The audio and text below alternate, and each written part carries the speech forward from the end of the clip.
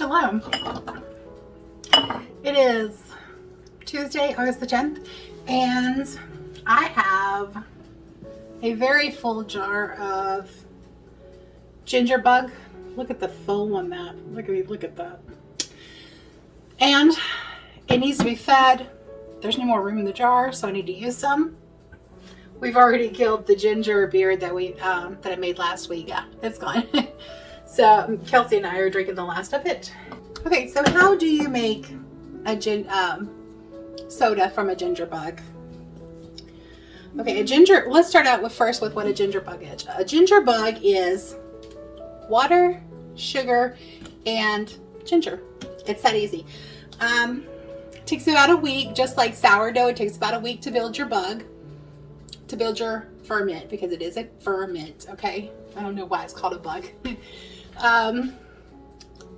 So it takes about a week to build the ferment.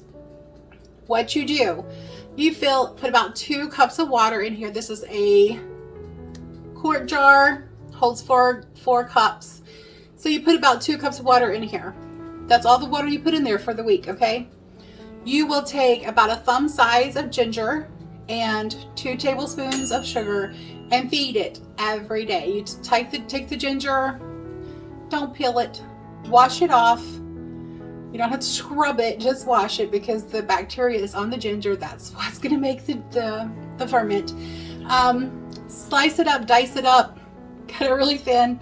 Doesn't matter. I just sliced mine, and some of them I chopped. And you can see the sediment down here at the bottom. But it is very active bug. And what you're going to do is you're going to do that every day. You're going to feed it every day. Once a day is fine. A thumb-sized piece of ginger, diced up, sliced up, cut really thin, it doesn't matter. Keep the skin on, gentle washing.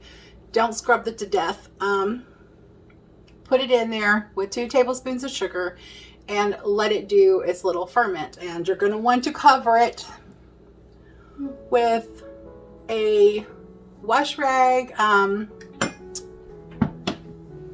piece of linen, a piece of cotton. It doesn't really matter as long as it's a tight weave that's going to keep any gnats out, because it is a ferment. Gnats are attracted to ferment. So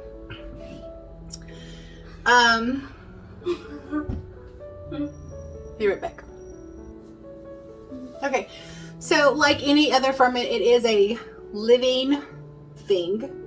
It is full of good bacteria and good yeast, and it's going to populate your gut with the good bacteria and the good yeast, which is going to help battle out the bad ones. Know that our immune system starts where? In our gut. So you want to have some ferments, and change it up, different ferments, so that, because like I apple cider vinegar is a really good ferment, as long as it has a mother. Kefir, kombucha, ginger bug, sourdough bread, things like that are really good for your gut. So it takes about a week to get this made. You can put a loose fitting plastic lid on here. Just make sure it's not screwed down. Personally, I prefer this little rag for the ginger bug because it's easy to take off and put back on with a rubber band. So what you're going to do, Kelsey wants grape soda this time. So I have Welch's 100% grape juice. And why do I buy Welch's? Because look at that ingredient list right there. This is not a paid promotion. This is just what I use, and this is why I use it. If these ingredients become unsafe, then I'll start making my own grape juice. It is what it is. So what you're going to do is you're going to take your grape juice and you're going to pour it into a container, preferably one with a spout so you can pour it out really easy.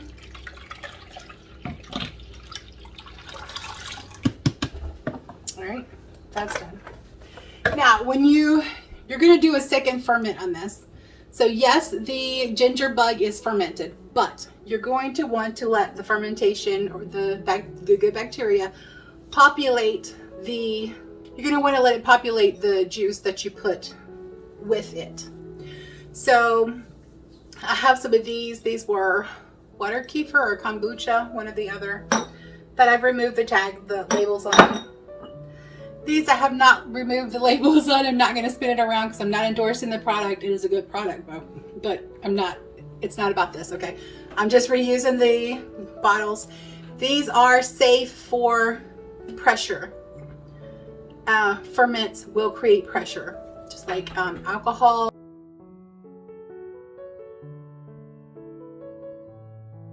This is going to create its own carbon dioxide, which is its own bubbles. So you need to have something that is glass that's rated for pressure. That's also why I save the apple cider bottles. It's dirty. That's why I save these apple cider bottles and peel the lid off, because I can reuse these for a ferment drink. So this is grape juice. I'm going to put, how much is this? 64 ounces. That's about 2 quarts. Exactly, 2 quarts. A quart's 32 ounces, that's 2 quarts. So you're going to need a filter. Something to filter out the ginger. And then you just take the ginger and you pour in, this is a measuring cup. You pour in 1 cup. If it was a quart, it would be half that amount.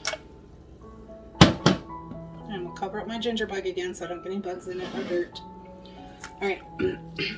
That little bit, you can just discard it.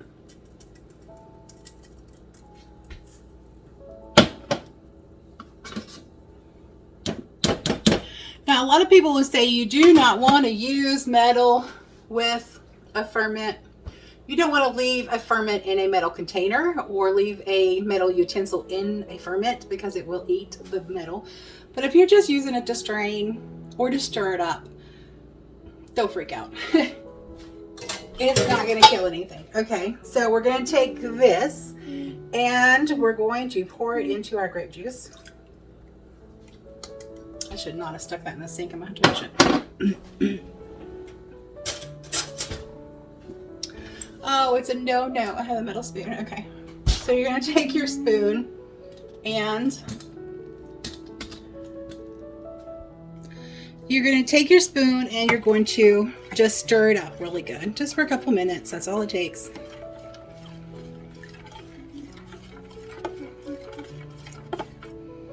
That should be good. Look, the spoon's still there and intact. Yes, I'm being facetious. Why? Because people try to make it more complicated than it has to be. As long as you're not leaving metal in contact with, because this does create acetic acid. It creates acids, okay? And acids will eat away at metal. It will eventually eat it. That's why you can use Coca-Cola to clean rusty nails. You can just drop it in Coca-Cola. The acid will eat it off. Okay, so we are going to very carefully pour this into our jars. Now we are not, going to fill our jars up all the way. Oh, I'm spilling it everywhere. It happens. Faux pas in the kitchen, right? Okay, so I filled it up to right here. Probably should have stopped right here, but it's okay. Just when you open it, be very careful, because it could spew. Won't explode. It'll spew though. Just like if you shook up a can of soda pop. Except this is a wild ferment, and put your lid on there, screw it down. This is a wild ferment, so it could actually spew out if it's too full. So you want to give it a little headspace when you pop it. And you could also burp it every day. That's what it's called. If you wanted to. You don't have to. Now I'm going to keep filling these. Now these For the second ferment, you do want to make sure the lid is tightened down tight. It is not able to escape because that's what creates your carbonation. This is going to need a little more water, a little more sugar, and a little more ginger, which I will feed here in just a minute. So this has not been pasteurized. If you leave it out, what do you think is going to happen? It's going to ferment. It's going to create its own ferment. It's going to start turning into wine. It's actually really good if you catch it like early. It gets the nice bubbly, not a lot of alcohol. It's the alcohol is you increase the alcohol by increasing the amount of sugar that's in it. So this is not really heavily sugar, so it's not going to have a lot of alcohol.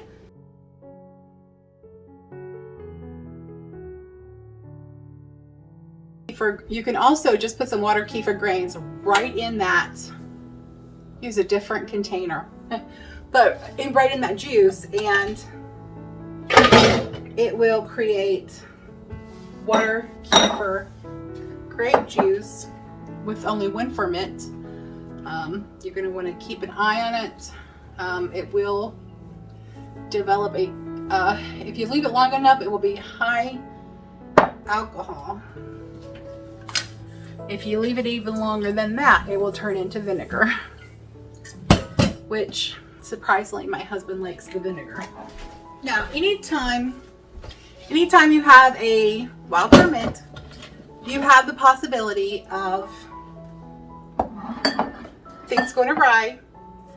If building up too much pressure than the bottle can handle, especially if you're not using bottles that are approved for high pressure, and it can explode.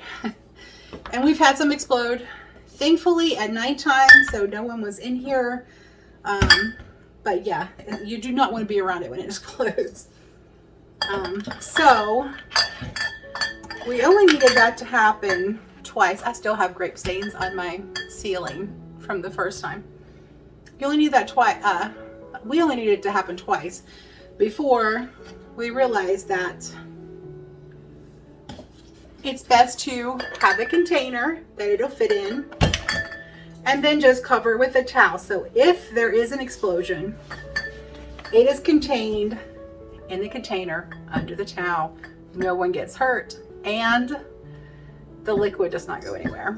We've had an explosion, I think 4 times. One of them was actually due to, the last 2 were due to the bottles not being approved for high pressure items. So, and I'm just gonna sit this over here. For us, about 2 to 3 days is perfect, and we'll take these and we will give them a try.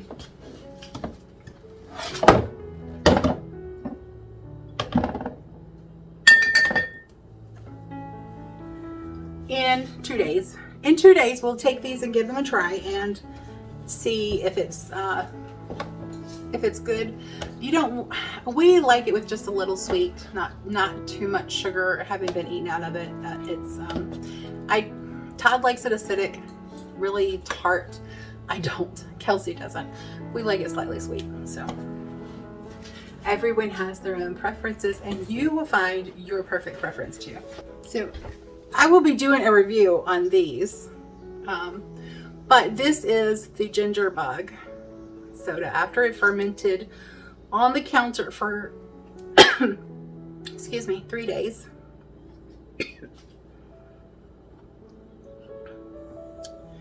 And that's what it looks like. You can slightly see little bubbles. It actually is quite fizzy, but I killed some of the fizz when I poured it in here.